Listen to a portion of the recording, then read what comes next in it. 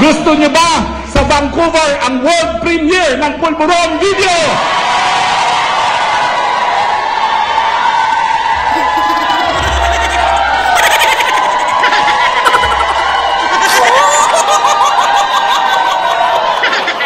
Ano ngayon ang kasagutan niya pag nakita na niya ang Pulburon Video?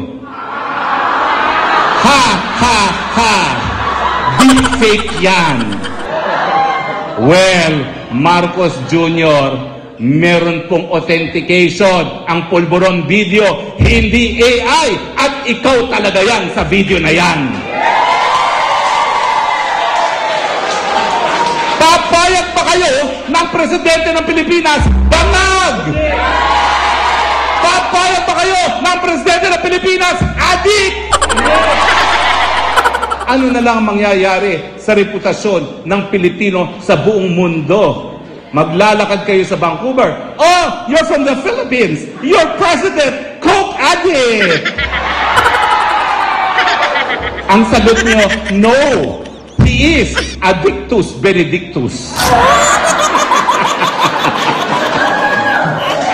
Yan pong ibig sabihin ng transparency. Ano ang relasyon sa iyong estado ng pag-iisip sa mga desisyon mo para kalagkarin sa gera ang Pilipinas? Ano ang relasyon sa estado ng pag-iisip mo sa katotohanan na ang pagkagutom ngayon pinakamatindi sa kasaysayan ng Pilipinas sa ilalim ng Marcos Jr.? Ano ang relasyon ng iyong estado ng pag-iisip sa katotohanan na ang piso ngayon pinakabagsak sa lahat ng currency sa buong daigdig at nandito ang economist na Dr. Bato na siya po magpapatunay na yan pong nangyayari? Mamaya siguro bago mag-open forum, huwag niyo akong pakinggan pagdating sa economics, pero kinakailangan pakinggan si Dr. Bato pagbibigay siya ng State of the Economy Address. Ano ang relasyon sa kanyang estado ng pag-iisip doon sa sinabi ng Moody's Credit Rating Agency na sa ilalim ni Duterte, we were the darling economy of Asia. At sa ilalim ni Marcos, we are the worst underperforming economy in Asia. Anong relasyon sa kanyang estado ng pag-iisip sa katotohanan na sulat sa ere at sa tubig ang pangako na 20 pesos kada kilo na bigas? Ngayon po, ang 20 pesos na bigas, isang supot ng ice candy na lamang. Ano ang relasyon ng kanyang estado ng pag-iisip na ang Pilipino nagsabi 76% hindi sila kumbinsado na ginagawa ng tama ang gobyerno para pababain ang presyo ng mga bilihin? Sa katunayan, sang-ayon sa pinaka-latest na survey, 4% lang ang nagsabi na satisfied sila sa ginagawa ng gobyerno para pababain ang presyo ng mga bilihin. Hindi po totoo, ha? At si Dr. Bato ang aking teacher dyan, na walang magagawa sa pagtaas ng presyo ng bilihin.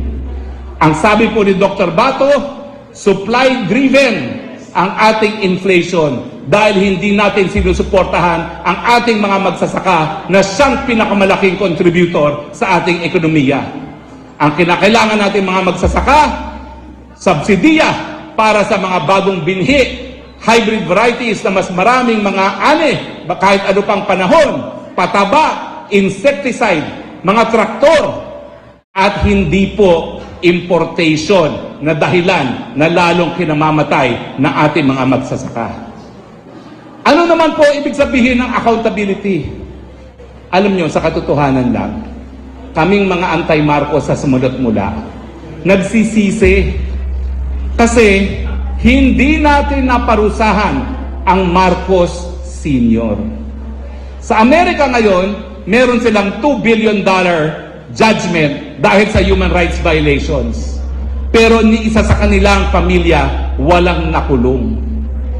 Kaya tuloy, walang accountability. Kaya nauulit ang ating kasaysayan muli. Kinakailangan ngayon, kung totoo na ang first family ay nasa likod ng agricultural smuggling na kinamamatay ng mga magsasaka natin, dapat parusahan, ikulong. Yung mga korupsyon na nangyayari ngayon sa gobyerno, lalong-lalo na yung korupsyon sa PhilHealth. Alam niyo, masakit sa loob ko yung PhilHealth na yan. Dahil nung ako po'y binigyan ng Panginoon ng magkakataon na maging congressman, tayo po nagsulong ng universal health care na pattern po yan after the National Health Service of the UK. Nakapareho rin dito sa Canada. Ang layunin, hindi dapat ang mahirap na mamatay dahil lamang sa kahirapan. Sagot ng gobyerno ang kalusugan. Yan din po ninanais natin sa Pilipinas. Batas na po yan. Anong ginawa nila? 90 billion ibinalik sa gobyerno para mapunta sa korupsyon, para sa Maharlika Fund, hindi para sa mga benepisyo ng mga may sakit sa Pilipinas o di naman kaya pababain ang premiums. Nandiyan ang batas, hindi pa sinunod. Yan po ibig sabihin ng accountability, yung mga lumalapa sa pondo na nakalaan para sa mga mahirap na mga Pilipino, dapat ipakulong. Ang mga smugglers, dapat ipakulong. Ang mga nangungurakot ng ayuda, mahirap na nga, binabawasan pa, dapat ipakulong. Ang mga addictus benedictus, dapat ipakulong. Ano naman ang ibig sabihin natin dito sa TAPS na pagkatapos ng transparency, accountability, peace, and security? Sino ba naman ang tututol sa kapayapaan? Sinong ayaw sa kapayapaan? Kaya nga, nananawagan tayo, no to war, yes to peace. Dahil alam natin na nung pangalawang pandaigdigan digmaan, ang Maynila ang second most destroyed city, second only to Warsaw. Bakit papayag na naman tayo na magkakaroon ng digmaan? Wala namang interes ang Pilipino, mawawasak na naman ang sambayan ng Pilipino. Pero yung tinatawag na peace and security, yan po ay dahil, bagamat sinasabi ni Marcos Jr., na napulbos na ang teroristang CPPA-NPA na ngayon po ay nasa labas, nagpipikit. Terorista kayo! Ang sabi nila, napulbos na yung mga teroristang yan. Bakit ka makikipag-usap ng kapayapaan sa mga terorista?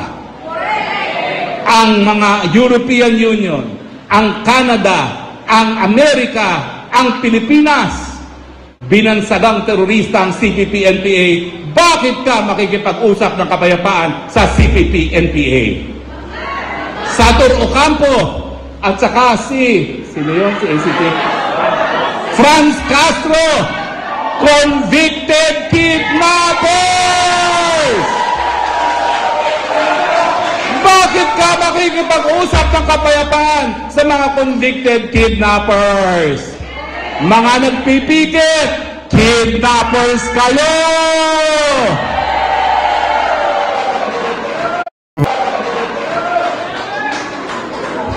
Kaya po ito mga kadahilanan kung bakit kinakailangan tayong maging maisog. Alam ko po napakaganda ng buhay nyo dito sa Vancouver.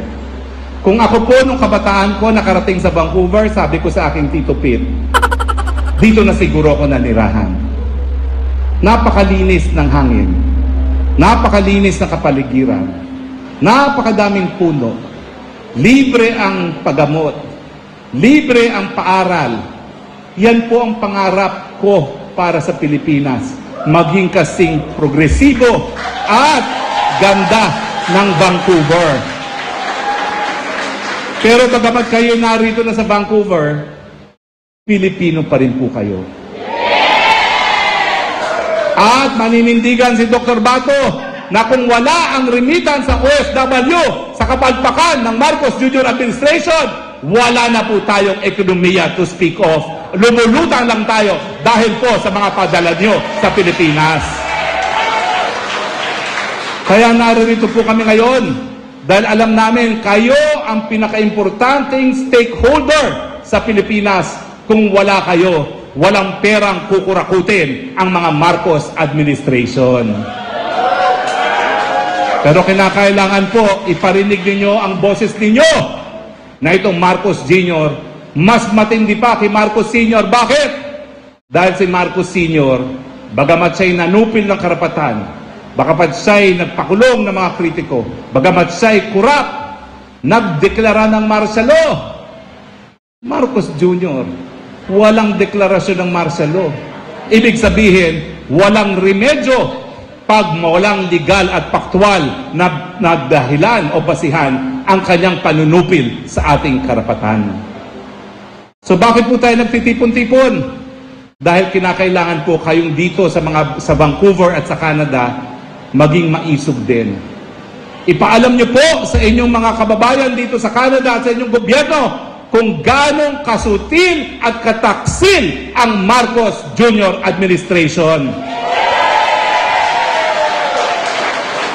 Bakit? Sa dami ng biyahe ni Marcos Jr., ang kanyang pantasya sa isipan niya, siya ay superstar sa world market. Pero ang katotohanan, hoy Marcos Jr., alam namin na hindi gaya ng ama mo na diktador, ikaw ay isang adiktador! So ang katanungan ko sa ating mga Filipino-Canadians, maisog ba kayo? Anong husga nyo kay Marcos Jr.? Anong dapat gawin ni Marcos Jr.? At sinong karapat-dapat na mamuno sa Pilipinas? Sino? Ako, maraming salamat po. Maya-maya po, tayo ay magkakaroon ng open forum, so tayo po ay magdadialogo. Maraming salamat, mga kapwa maiso.